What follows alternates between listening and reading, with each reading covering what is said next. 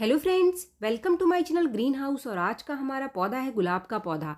अगर गुलाब के पौधे की जो पत्तियां हैं अचानक से बहुत ज़्यादा पीली पड़नी शुरू हो चुकी हैं, या फिर आपका गुलाब का पौधा कोई भी नई ब्रांच नहीं निकाल रहा है, कोई भी नई ग्रोथ इसके ऊपर निकल करके नहीं आ रही है, पौधा कोई भी फ्लावरिंग नहीं कर रहा है और इसके सारे के सारे जो पत्ते हैं वो पीले पड़ करके झड़ने शुरू हो गए हैं, तो आज की इस वीडियो में मैं आपके साथ शेयर करूंगी कि अगर ये कंडीशन आपके पौधे में आ रही है, पत्ते अचानक से बहुत ज़्यादा पीले हो रहे हैं, तो इसके पीछे क्या क्या कारण है और आप फिर से अपने गुलाब के पौधे को हरा भरा कैसे बना सकते हैं।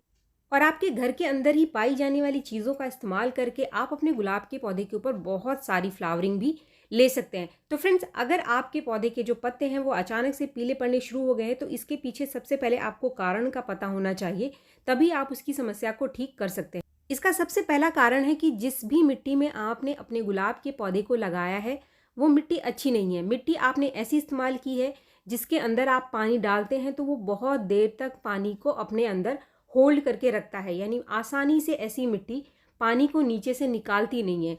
जब भी पानी बहुत ज़्यादा बहुत देर तक आपके पौधे की मिट्टी में रुका रहेगा, तो ऐसे पौधे के जो पत्ते हैं वो आपको हमेशा ही पीले दिखाई देंगे, पीले मिलेंगे, और ऐसे पौधों की जो ग्रोथ है वो भी स्लो रहती है।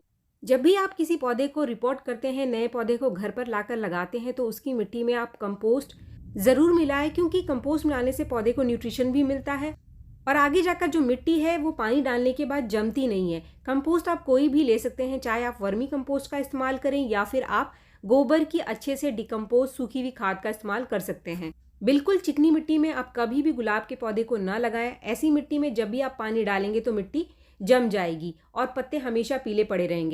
दूसरा कारण है, आपके पौधे की मिट्टी बहुत ज़्यादा जम जाती है, तो कभी भी आप अपने पौधे की मिट्टी को बहुत ज़्यादा जमने ना दें। समय समय पर आप इसकी मिट्टी की गुड़ाई ज़रूर करते रहें। इससे ऑक्सीजन पौधे की मिट्टी में बना रहता है, ऑक्सीजन की मात्रा बनी रहती है, तो जड़ें अच्छे से काम करती हैं और जो भी खाद पानी आप इसको दोगे ये ऊपर तक आसानी से पहुँचाएंगी। तीसरा कारण है, पौधे की मिट्टी का पीएच बहुत ज़्यादा है, यानी पौधे की जो मिट्टी है वो बहुत ज़्यादा एल्कलाइन है।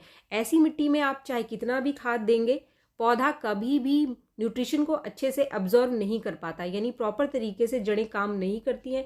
तब भी पौधे की मिट्टी में आयरन और मैग्नीशियम की कमी बनी रहती है, तो आपके पौधे के जो पत्ते हैं वो पीले पड़े रहते हैं। चौथा कारण है, पानी बिल्कुल गलत तरीके से आप अपने पौधे को देते हैं। पहला तो आप बहुत ज़्यादा अपने पौधे को पानी देते हैं। बहुत ज़्यादा पानी देने से लगातार पौधे की मिट्टी गीली रहती है।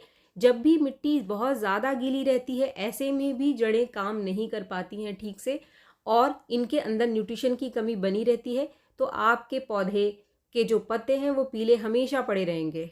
या फिर अचानक से आपके पौधे की पत्ते जो हैं वो पीले पड़ गए। ऐसा क्यों होता है कि आप अपने पौधे की मिट्टी को अचानक से बहुत ज़्यादा सुखा देते हैं। जब मिट्टी बहुत ज़्यादा सूख जाती है फिर आप पानी देते हो, ऐसे में भी जो जड़ें हैं वो शॉक में जाती हैं और पत्ते अचानक से पीले पड़ करके सूखने लग जाते हैं। पांचवा कारण है, इनके पत्तों के ऊपर बार बार कीड़ों का और फंगस का लगना। जब भी ये कीड़े और फंगस आपके पौधे के ऊपर लगते हैं तो ये जो पत्तों का रस है वो चूस लेते हैं, और ये भी एक बहुत बड़ा कारण है पौधों के जो पत्ते हैं वो पीले पड़ना। ऐसी कंडीशन में जो पत्ते हैं वो मुरझाने लग जाते हैं, सिकुड़ने लग जाते हैं, और जब भी आप पत्तों को पलट करके देखेंगे तो साफ साफ दिखाई देता है कि इसके पीछे कीड़े और फंगस लगे हुए हैं। पत्तों का रंग काला पड़ना शुरू हो जाता है। तो ये बहुत बड़ा कारण होता है पत्तों के अचानक से पीले पड़ करके गिरने के पीछे। इसके बाद जो छठा कारण है वो है पौधों के बीच में एरेशन की कमी होना, यानी आपने एक साथ काफ़ी सारे पौधे रख दिए हैं। जब हम एक साथ काफ़ी सारे पौधे आसपास ही रख देते हैं तो ऐसे में भी पौधों के पत्तों के बीच में एरेशन की कमी रहती है, लाइट भी कम मिलती है और ऐसे पत्ते भी पीले पड़ करके गिरने शुरू हो जाते हैं। धूप की कमी भी इसका एक बहुत बड़ा कारण होता है। अगर गुलाब के पौधे को कम धूप मिल रही है, गुलाब के पौधे को आपने ऐसी जगह पे रखा है जहाँ पर बिल्कुल भी धूप नहीं मिलती है, तो ऐसे पौधे के जो पत्ते हैं वो हमेशा मुरझाए हुए से पड़े रहेंगे, पत्ते पीले पड़ेंगे और ऐसे पौधों की ग्रोथ कम रहती है, पौधा आपका फ्लावरिंग भी कम करेगा। सातवां कारण है, गुलाब के पौधे में न्यूट्रिशन की कमी। ऐसे में गुलाब का पौधा आपका हमेशा मुरझाया हुआ पड़ा रहेगा, ना तो पौधा कोई ग्रोथ करता है ना तो फ्लावरिंग करता है। वो तीन चीज़ें हैं जिसकी कमी की वजह से इसके जो पत्ते हैं वो पीले पड़ते हैं और ग्रोथ भी कम रहता है। सबसे पहली चीज़ है नाइट्रोजन, और दूसरी जो दो चीज़ें हैं वो है मैग्नीशियम और आयरन। इन तीन चीज़ों की कमी जब भी पौधे के अंदर रहती है, आपके पौधे का जो हरा रंग है वो हमेशा गायब मिलेगा आपको, और ग्रोथ और फ्लावरिंग भी आपको कम मिलेगी ऐसे पौधे में, क्योंकि नाइट्रोजन की कमी की वजह से पौधा प्रॉपर तरीके से अपने अंदर खाना नहीं बना पाता है। 8वां कारण है ट्रांसप्लांट शॉक। जब भी आप अपने पौधे को रिपोर्ट करते हैं किसी एक गमले से दूसरे गमले में, तो ऐसे में जो जड़ें हैं वो थोड़ी बहुत डैमेज ज़रूर होती हैं। जड़ों के डैमेज होने से भी पौधा शॉक में जाता है, जिसकी वजह से अचानक से जो इसके पत्ते हैं वो पीले पड़ करके सूखने लग जाते हैं। 9वां कारण है आपके पौधे का जो ड्रेनेज है वो बहुत ज़्यादा खराब है, यानी कि जब भी आप पानी देते हैं पानी ठीक से निकलता नहीं है, नीचे ही पड़ा रहता है। ऐसे में जड़ों में फंगस लग जाता है, जड़ें गलनी शुरू हो जाती हैं। तो ऐसे पौधे के जो पत्ते हैं वो हमेशा पीले पड़े रहते हैं, या फिर अचानक से जब जड़ें बहुत ज़्यादा डैमेज होनी शुरू हो जाती हैं तो पीले पड़ करके गिरने लग जाते हैं। जो 10वां कारण है वो है ओवर फर्टिलाइज़र। आप जब भी किसी पौधे को खाद देते हो और अगले 1-2 दिन बाद ही उसके पत्ते पीले पड़ने लग जाएं, तो आप समझ जाना कि आपने अपने पौधे को ज़रूरत से ज़्यादा खाद दे दिया है। तो ज़रूरत से ज़्यादा खाद भी पौधे के पत्तों को पीला कर देता है। इसके बाद जो 11वां कारण है वो है मौसम में बदलाव। जब भी मौसम बदलता है तो मौसम का सीधा सीधा असर पौधे के ऊपर पड़ता है, पौधा स्ट्रेस में जाता है। और किसी भी पौधे में सबसे पहले कंडीशन यही आती है कि जो उसके पत्ते हैं वो पीले पड़ करके गिरने शुरू हो जाते हैं। तो फ्रेंड्स, ये इतने सारे कारण हैं पत्तों को पीला करने के पीछे। तो आप अपने पौधे की कंडीशन को चेक करें कि कौन सी कंडीशन आपके पौधे को ख़राब कर रही है। ये जो सारी कंडीशन है सिर्फ पत्तों को पीला ही नहीं करती है, पौधे की ग्रोथ को रोक कर भी रखती है और फूलों की कमी हमेशा आपके पौधे में बनी रहेगी। अब इन समस्याओं को आपको ठीक कैसे करना है? तो सबसे पहला स्टेप, जब भी आपके किसी पौधे के जो पत्ते हैं वो पीले पड़ने शुरू हो गए हैं, तो सबसे पहले तो आप उन पत्तों को निकाल दीजिए। जितने भी पत्ते या फिर जो ब्रांच है वो सूख चुकी है, ख़राब हो चुकी है, किसी भी वजह से अगर कोई कीड़ा और फंगस लगा है, तब भी आप उन सभी पत्तों को अपने पौधे से हटा दीजिए। दूसरे स्टेप में आप ऐसे पौधे को पूरे दिन की धूप में ज़रूर रखें, ताकि पौधे को अच्छी धूप मिल सके और पौधे की जो मिट्टी है वो समय पर सूख जाए। इसके बाद जो तीसरा स्टेप है, ऐसे पौधे की मिट्टी को आप पहले अच्छे से सूखने दें, तभी आप इसकी मिट्टी में काम कर पाएंगे। चौथे स्टेप में आपको इस पौधे की मिट्टी की करनी है अब अच्छे से गुड़ाई। जितनी अच्छे से आप गुड़ाई कर सकते हैं आप इसकी गुड़ाई करें, ताकि इसकी मिट्टी में एरेशन अच्छे से बने, ऑक्सीजन का जो संचार है वो अच्छे से चल पाए।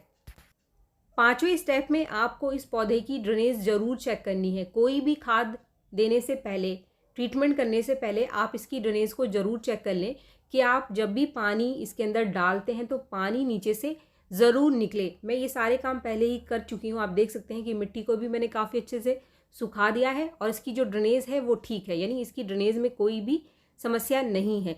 तो फ्रेंड्स, इसके बाद समय है आखिरी स्टेप का, जिसके अंदर हम देने वाले हैं पौधे को खाद।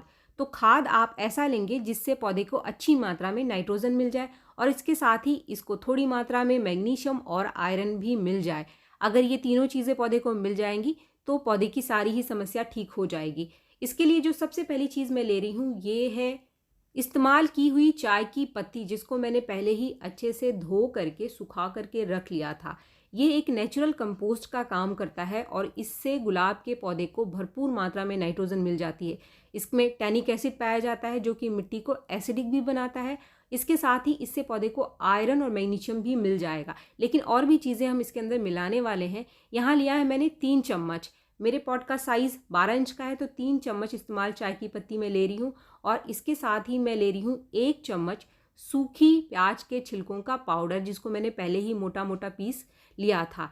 इन दोनों ही चीज़ों को मिला करके आपको पौधे की मिट्टी में डाल देना है और मिट्टी में अच्छे से मिलाने के बाद अब समय है एक और चीज़ डालने का, यानी कि अभी जो हमारा खाद है वो पूरा नहीं हुआ है। यहाँ एक और चीज़ मैं डालने वाली हूँ, जिसको डालने से जो जड़ें हैं वो तुरंत से काम करना शुरू कर देंगी। पौधे की जो मिट्टी है वो एसिडिक हो जाएगी और जितना भी हमने अभी खाद दिया है ये सारा का सारा हमारे पौधे को बहुत ही आसानी से मिल जाएगा।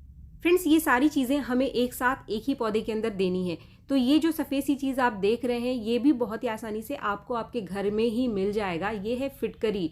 फिटकरी यानी पोटाशियम एल्यूमिनियम सल्फेट। इसको देने से 3 फायदे पौधे की मिट्टी में पहुंचते हैं। सबसे पहले तो पोटाशियम भी अच्छी मात्रा में मिलता है, दूसरा इससे पौधे को सल्फर मिल जाता है, तीसरा ये पौधे की मिट्टी को तुरंत से एसिडिक बनाता है। आप इसके छोटे टुकड़े को कूट करके लगभग 1/4 चम्मच पाउडर बना लो कुछ इस तरीके से, और इसको लगभग 1 लीटर पानी में घोल लो आप। अच्छे से घोलने के बाद आप देखेंगे कि जो इसका पानी का रंग है वो सफ़ेद सा हो जाएगा। इस पानी को आपको महीने में सिर्फ एक बार देना है। इस चीज़ का आपको ध्यान रखना है कि फिटकरी का पानी आपको बार बार अपने पौधे में नहीं देना है। ये कोई फर्टिलाइज़र नहीं है, ये एक तरीके से दवा का काम करेगा आपके पौधे की मिट्टी में। मिट्टी को एसिडिक बनाएगा, साथ में अगर कोई कीड़ा या फिर फंगस लग गया होगा तो उसको भी ठीक करेगा। इसको देने के बाद जब तक ये पानी सूख ना जाए आपके पौधे का, तब तक आप कोई दूसरा पानी इसको मत देना। जो पीछे मैंने 2 खाद बताया आपको, चाय की पत्ती और प्याज का छिलका, इसको आप 15 दिन बाद फिर से अपने गुलाब के पौधे में दे सकते हैं। इससे पौधे में बहुत ही बढ़िया ग्रोथ और फ्लावरिंग निकल करके आएगी। इसके बाद आखिरी पॉइंट, पौधे के अंदर लगने वाले कीड़ों और फंगस को ठीक करना भी बहुत ज़रूरी है। इसके लिए आप कोई भी फंगीसाइड या फिर इंसेक्टिसाइड मार्केट से ले सकते हैं, लेकिन जो सबसे बढ़िया नेचुरल सॉल्यूशन है इसके लिए वो है बेकिंग सोडा। 1/4 चम्मच बेकिंग सोडा को 1 लीटर पानी में घोल करके आप लगातार 2 से 3 दिन इसके ऊपर स्प्रे कर दो। पत्तों के नीचे अच्छे से स्प्रे कर दो तो 101% जो कीड़े हैं वो आसानी से ठीक हो जाएंगे और फंगस भी इससे ठीक हो जाता है। ये चीज़ पौधे को किसी भी तरीके का नुकसान भी नहीं करती है, क्योंकि जो बेकिंग सोडा है ये एक नेचुरल इंसेक्टिसाइड और फंगीसाइड का काम करता है।